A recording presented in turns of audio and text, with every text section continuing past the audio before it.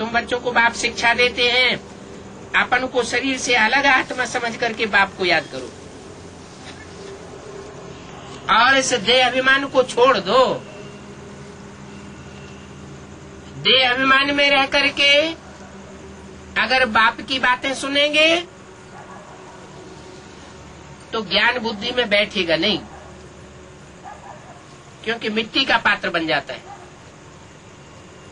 गाय ने है मिट्टी के पात्र में शेरनी का दूध ठहर नहीं सकता, सोने का पात्र बनाएंगे तो शेरनी का दूध ठहरेगा। तो कोर्ट ऑफ आर्म से 3 शेरों का चित्र दिखाया है। बनाने वाले तो जानते नहीं ये 3 शेर कौन कौन से हैं, हम बच्चे तो जानते हैं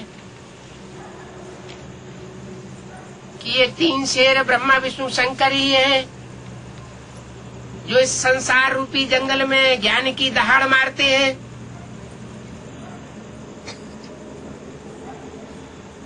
उनमें जो एक शेर है और 2 शेरनी,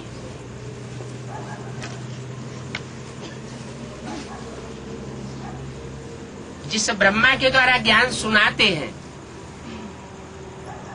समझाते नहीं सिर्फ सुनाते हैं, वो भी शेरनी का रूप है।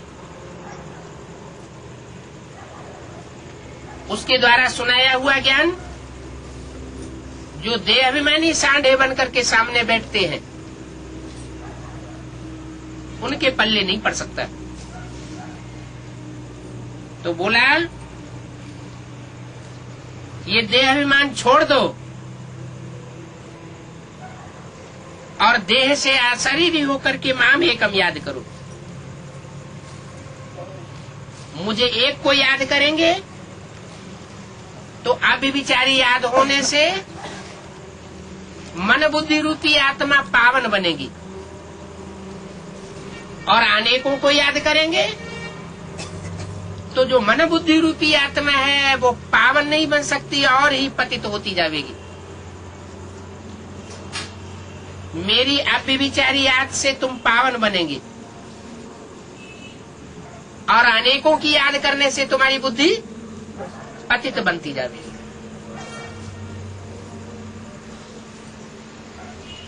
इस याद को योगाग्नि कहा जाता है।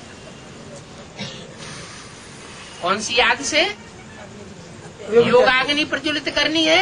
अव्यभिचारी याद से। जैसे सोना होता है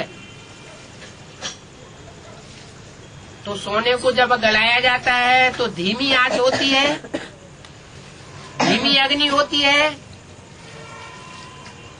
उसमें वायु आदि का मिश्रण होता है तो सोना पिघलता नहीं है। जब अग्नि तेज हो जाती है तो पिघल जाता है। तो ऐसे ही अव्यभिचारी याद की अग्नि अति तीव्र होती है। एक की लगन में मगन होने से सब प्रकार के विघ्न दूर हो जाते हैं।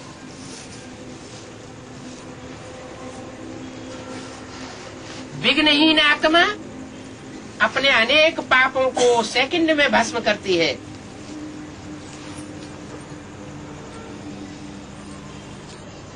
उस याद से जन्म जन्मांतर के विकर्म दग्ध हो जाते हैं। कौन से कर्म? विमाना विपरीत। जो परमात्मा की श्रीमत है कि ये कर्म करना चाहिए, ये कर्म नहीं करना चाहिए,